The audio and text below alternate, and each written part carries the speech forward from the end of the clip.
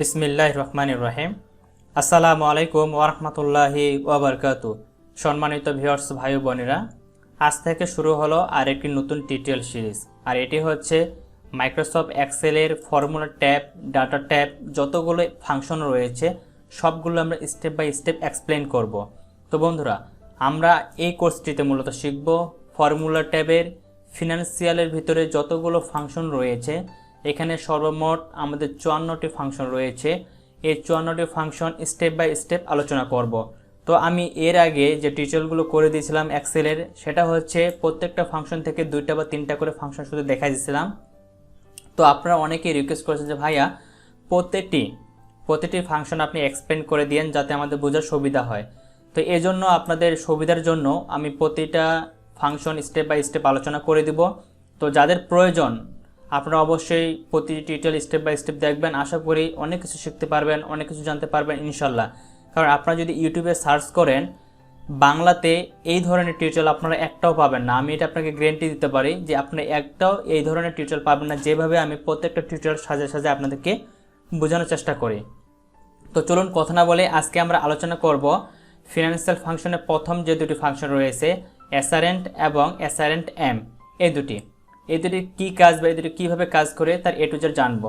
তো এই দুটোর কাজ কি এগুলো বোঝার জন্য আমি একটি ফাইল তৈরি করছি। আসলে এই একটি টিউটোরিয়াল করতে গেলে কিন্তু অনেক পরিশ্রম করতে হয়, অনেক শ্রম দিতে হয় প্রজেক্টটা সাজানোর জন্য, ঠিক আছে। তো দেখেন এক্সেলের ফিনান্সিয়াল ফরম্যাটের ভিতরে যতগুলো আমার ফাইল রয়েছে বা যতগুলো ফাংশন রয়েছে সবগুলোকে কিন্তু আমি স্টেপ বাই স্টেপ সাজিয়ে রাখছি কোন ফাংশনের কাজ কি না কি তার এ টু জেড। তো দেখেন প্রথমে আমরা অ্যাসারেন্ট ফাংশনটা দেখবো যে এর কাজ আসলে কি। তো আমি এটাকে এক্সপ্যান্ড করলাম, করার পর দেখতে পাচ্ছেন আপনারা আমাদের অ্যাসারেন্ট ফাংশনের কাজ হচ্ছে Returns the accurate interest for a security that page periodic interest. অর্থাৎ আমাদের দেশে কিন্তু অনেক ধরনের শেয়ার স্টক রয়েছে। তারা কি করে শেয়ার স্টকগুলো বাজারে ছাড়ে, যার বিনিময়ে তারা একটা নির্দিষ্ট সুদ দেয়। এখন এই সুদের মানটা কতটুকু আসবে তাদের বছর শেষে বা নির্দিষ্ট পিরিয়ডিক আকারে যে তারা যে ছাড়ে সে মানের সুদটা বের করার জন্য মূলত আমাদের ওই অ্যাসারেন্ট অ্যাকশনটা বা অ্যাসারেন্ট ফাংশনটা আমাদের অ্যাপ্লাই করতে হয়। তো এটা আমি সুন্দরভাবে পর্যবেক্ষণ করে আর এখানে সাজায় রাখছি। এখানে দেখেন আমরা যখন অ্যাসারেন্ট ফাংশনটা ফেলবো তখন আমাদের কি কি লাগবে। এখানে আমাদের ইস্যু ডেট লাগবে, অর্থাৎ যে তারিখে শেয়ারটা বাজারে ছাড়বে সেই ডেটটা লাগবে। ফার্স্ট ইন্টারেস্ট লাগবে, প্রথম যেদিন সুদ প্রদান করবে সেটা লাগবে। সেটেলমেন্ট ডেট লাগবে, রেট লাগবে, পার ভ্যালু লাগবে, ফ্রিকোয়েন্সি লাগবে। বেসিসটা হচ্ছে আমাদের অপশনাল, এটা আমরা দিতে পারি না দিতেও পারি। অর্থাৎ আমি সুন্দরভাবে এখানে লিখে রাখছি, এটা যদি আমি পড়ে শোনাই অনেক সময় লেগে যাবে, ঠিক আছে। তো এটা আমি পড়তেছি না, জাস্ট মূল বিষয়গুলো আপনাদের বোঝানোর চেষ্টা করতেছি। এরপরে দেখেন যেটা না বলে নয় সেটা হচ্ছে ফ্রিকোয়েন্সি হচ্ছে the number of coupon payment. অর্থাৎ আমরা যে পেমেন্টটা নিব সেটা কি বছরে একবার নিব, 2বার নিব নাকি 3বার নিব, এটা হচ্ছে ফ্রিকোয়েন্সি। অর্থাৎ অ্যানুয়াল, সেমি অ্যানুয়াল নাকি আমার কোয়ার্টারলি, এটা হচ্ছে আমাদের ফ্রিকোয়েন্সি কোড, ঠিক আছে। তারপরে আসলে ক্যালকুলেশন মেথডটি হচ্ছে এটা যখন আপনার ট্রু অর ফলস, এখানে দুটা জিনিস রয়েছে। এটা জিনিস কি যখন আমরা সূত্রটা অ্যাপ্লাই করব তখন আপনারা বুঝতে পারবেন। এরপরে আরও যদি নিচে যাই এখানে আরও কিছু রয়েছে যেগুলো এখানে এক্সপ্লেন করতেছি না আমি, কারণ এগুলো এক্সপ্লেন করলে অনেক সময় লেগে যাবে। আমি এখন মূল সূত্রটাতে চলে যাচ্ছি। ওকে, তো আমি মূল সূত্রটাতে চলে আসি। দেখেন আমার এখানে কিন্তু ইস্যু ডেট দেওয়া রয়েছে, ফার্স্ট ইন্টারেস্ট ডেট দেওয়া রয়েছে, সেটেলমেন্ট দেওয়া রয়েছে, কুপন রেট দেওয়া রয়েছে, পার ভ্যালু দেওয়া রয়েছে, ফ্রিকোয়েন্সি দেওয়া রয়েছে এবং ফাইনাল রেজাল্ট দেওয়া রয়েছে। এখন দেখেন আমরা যখন এই মানটার বা মনে করি এটা একটা কোম্পানি এই শেয়ারটা ইস্যু করছে, এখন এর শেয়ারের ইন্টারেস্টটা কত আসবে এটা আমাদের বের করতে হবে, ঠিক আছে, অ্যাকুরেন্ট বের করতে হবে। তো চলুন আমরা অ্যাসারেন্ট সূত্রটা অ্যাপ্লাই করে এর সুদের মানটা বের করি।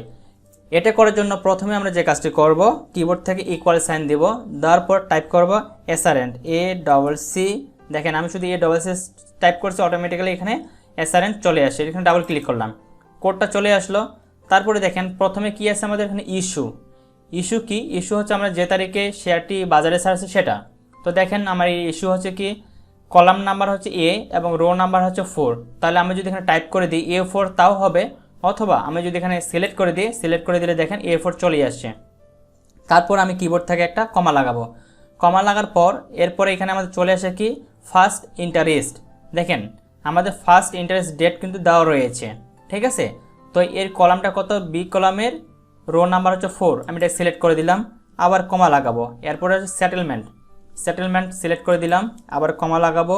এবার রেট, অর্থাৎ কুপন রেট যেটা সেটা হচ্ছে রেট, আমি রেটটা এখানে সিলেক্ট করে দিলাম, আবার কমা লাগাবো। এরপরে পার ভ্যালু আমি সিলেক্ট করে দিলাম, কমা লাগালাম। ফ্রিকোয়েন্সি, যেটা আমি বললাম, ফ্রিকোয়েন্সিটা মূলত আমাদের 3টা হয়ে থাকে, 1, 2 এবং 4, ঠিক আছে। অর্থাৎ আপনি যদি বছরে একবার নেন তাহলে 1 হবে, বছরে 2বার নিলে 2 হবে, এবং কোয়ার্টারলি মানে বছরে 3বার নিলে 4 হবে। ওকে, তো আমি এখান থেকে 1 সিলেক্ট করে দিলাম, অর্থাৎ অ্যানুয়ালিটা সিলেক্ট করে দিলাম 1, তারপরে একটা কমা লাগাবো। লাগানোর পর এখানে দেখেন বেসিস, এটা হচ্ছে আপনার অপশনাল, এটা আপনি দিতেও পারেন না দিতেও পারেন। যদি না দেন তাহলে এখান থেকে 0টা সিলেক্ট করে দিতে হবে, আর যদি অ্যাকচুয়াল হয় তাহলে 1 সিলেক্ট করে দিতে হবে, ঠিক আছে। তো আমাদের বাংলাদেশে মূলত 0টাই বেশি ব্যবহৃত হয়, এই জন্য জাস্ট আমি ডাবল ক্লিক করলাম, তো দেখেন 0টা চলে আসছে। এরপরে আবার কমা লাগাবো, কমা লাগার পরে দেখেন এখানে কি আসছে, ক্যালকুলেশন মেথড, FALSE। তো দেখেন ফলস সিলেক্ট করে দিলাম, দেওয়ার পরে আমি ফার্স্ট ব্র্যাকেট ক্লোজ করে দিব। ক্লোজ করার পর যদি এন্টার বাটন দিই তাহলে দেখেন প্রথম যেটা ইস্যু করছিলাম, প্রথমের মান চলে আসছে আমাদের সুদ 40%, অর্থাৎ ইন্টারেস্ট যেটা সেটা 40%। আমি যদি এটাকে আরও এখন বাইরের মানে নিচেরগুলো যদি বের করতে চাই, জাস্ট ড্র্যাগ করে নিচে টানবো, অটোমেটিক্যালি সবগুলোরই মান চলে আসবে। দেখেন আমি যদি এখান থেকে ভ্যালু চেঞ্জ করি, মনে করেন 2% দেওয়া আছে, আমি এখান থেকে সিলেক্ট করে দিলাম মনে করেন 22%, যদি বাইরে ক্লিক করি তাহলে দেখেন মানটা কিন্তু চেঞ্জ হয়ে যাচ্ছে। আপনি যেটারই মান চেঞ্জ করেন না কেন প্রত্যেকটারে কিন্তু চলে আসবে, ঠিক আছে। আমি যদি এখানে 99% দিয়ে দিই, 90% দিয়ে দিই, তাহলে দেখেন এখানে ছিল আমাদের 6000, কত এটাতে ছিল আমাদের 3000, ঠিক আছে। দেখেন 3000-এর 99% হচ্ছে আমাদের 2986.5।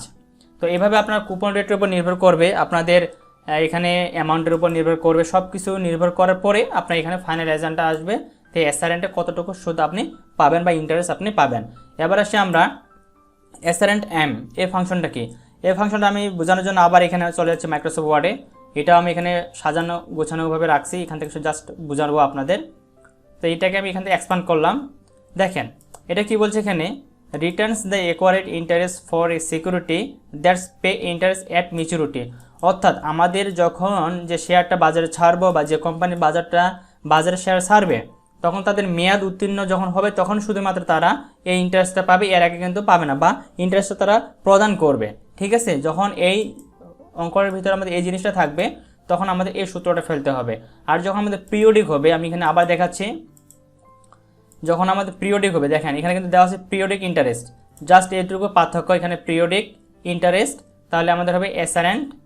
আর যদি আমাদের ম্যাচুরিটি থাকে, যে পে ইন্টারেস্ট অ্যাট ম্যাচুরিটি, তাহলে আমাদের এটা অ্যাপ্লাই করতে হবে, অর্থাৎ ACCRINT-M, জাস্ট এটুকু ছাড়া অন্য কিছু না। তো চলুন আমি দেখি এই ফাংশনটা কীভাবে অ্যাপ্লাই করতে হয়। তো এটার জন্য আমি এই ঘরে অ্যাপ্লাই করতেছি। তো আমরা আবার কিবোর্ড থেকে ইকুয়াল সাইন দেব, দেওয়ার পর টাইপ করব ACCRINT-M, তারপরে এখানে দেখেন ইস্যুটা যাচ্ছে। ইস্যু কি, ইস্যু হচ্ছে আমাদের যে তারিখে এটা আমরা ইস্যু করছি শেয়ার, সেই তারিখটা সিলেক্ট করে দিলাম, তারপরে কমা।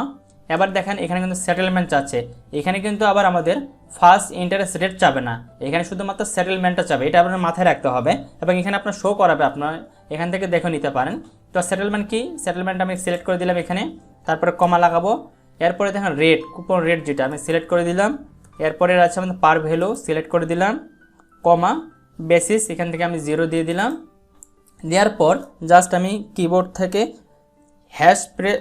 শিফট প্রেস করে ফার্স্ট ব্র্যাকেট ক্লোজ করে দিলাম, দেওয়ার পরে একটা ইন্টার দিব।